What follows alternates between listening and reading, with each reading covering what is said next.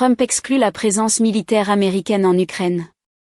Caroline, thanks so much. So a couple of questions regarding the status of these peace talks. Obviously, we saw the President and President Putin there in Anchorage. We saw the world leaders here yesterday with this summit. We've heard phrases like coalition of the willing. We've also heard Article 5-like guarantees.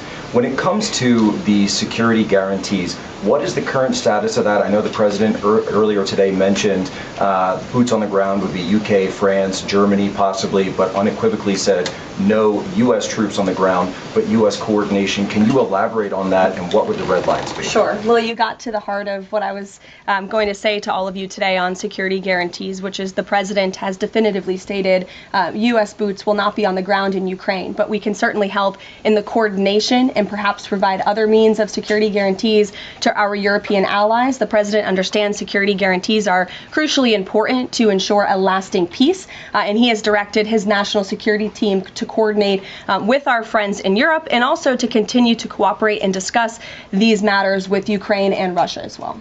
Caroline, now have the Russians responded at all? I know we spoke with President Putin last night. What has been their response? Because we've heard some reports from the Kremlin and others saying they're unequivocally against NATO troops on the ground. Well, look, the President continues to have these conversations with both leaders. Those conversations took place in Anchorage, Alaska, again yesterday with the Europeans and President Zelensky, and he has directed his team to come up with a framework for these security guarantees that can be acceptable to help ensure a lasting peace and end this war. And then just last question real quick on this.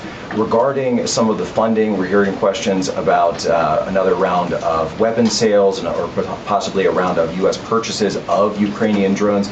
Will that money be funded by the U.S. taxpayers? Are we finally going to see an end to the U.S. taxpayer-funded, seemingly endless mandate for these foreign wars? Well, the President is very sensitive to the needs of the American taxpayer, and immediately upon entering office back in January, he made it very clear that we're not going to continue writing blank checks to fund a war very far away, which is why he came up with the very creative solution to have NATO purchase American weaponry, because it is the best in the world, and then to backfill the needs of the Ukrainian army and the Ukrainian people and their military. So that's the solution the President has came up with. We'll continue to see that forward. As for any additional sales, I'll have to defer you to the Department of Defense. Thanks so much. Thanks, Jack. Kelly.